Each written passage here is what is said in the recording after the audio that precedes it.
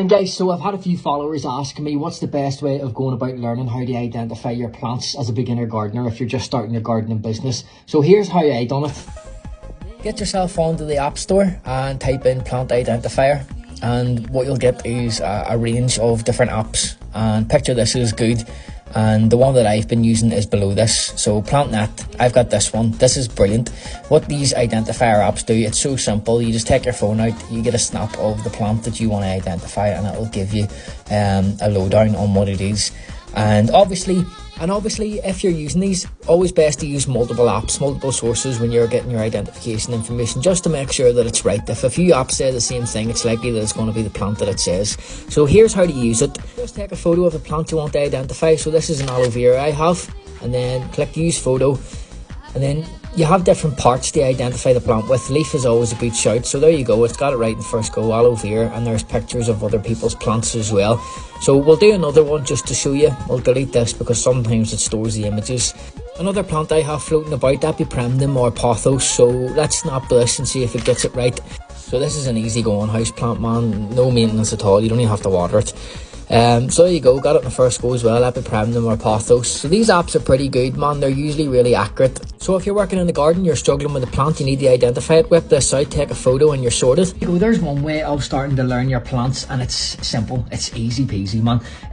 And I used to take that app out with me when I was walking around woodlands, going through my nature reserves and stuff, because I like hikes and whatnot, and I'd snap anything that, you know, perked my interest. The thing about this is, if you get to learn your natives first, it's always a good place to start. You know, if you think about it, if you learn your native plants and trees, a lot of the weeds that you're going to be dealing with when you're a gardener, when you're first starting, because you're going to be doing a lot of weeding, aren't you? A lot of the weeds are natives. If you can learn how to identify your native weeds, then you're fine. You just pull them out of the ground, and that means you're not ripping anybody's plants out, you know. So before I started this gardening business, I was a zookeeper, and one of the things that I was really interested in was using plants to enrich the lives of animals. I wanted to know how I could use certain species of plant to keep the animals occupied, basically. So this could be something from, you know, as simple as hanging up a willow branch and replicating how an animal would feed naturally out in the wild. Or, you know, using the likes of mint and lavender and stuff to stimulate their sense of smell. And I had a lot of fun doing that, but that meant that I needed to know my plants, because obviously the last thing I wanted to do was throw a load of toxic plants in with my favourite animals and get them hurt, you know. So I spent a long time learning how to identify plants and learn the toxins present in them. So like when I look at something like foxglove now, instantly in my head I'm thinking cardiac arrest, and I've pulled that out of so many animal enclosures just in case, because it's dangerous. Same with buttercup, I look at that and I think abdominal pain, blistering in the mouth, blood in the urine. But at the same time, toxins can be really beneficial. Like, I mean, foxglove, heart medicine is derived from foxglove, and it's really useful.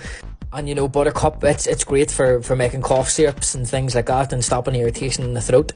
And I'm only telling you all of this because that's my way of how to remember plants. You'll find your own way. So maybe you're trimming a Troisia bush and it smells citrusy. You'll remember that. You'll remember the leaf shape and how it smells, and you'll go, you know, there I can identify Troisia. Now, Mexican orange, that's why it's called that, because it gives off an orangey scent. You'll maybe you'll trim a laurel bush or a hedge or something, and it'll smell like Battenberg cake or whatever cake it is that you like, and it's actually the cyanide in it, which is really toxic, but it smells so fucking good, mate. I love it. Lavender reminds me of my granny. It smells like my granny's house because she's an aromatherapist. But it's all these wee stupid things, man, that help you to learn, and you know, it makes it memorable, I suppose. Hope this helped anyway, guys. So stop mithering on, and good luck with learning all your plants. Shout out to Gareth for the idea behind this video. So he asked me to do a video and explain how I learned plants and a wee bit of a story behind it. So yeah, thanks to him.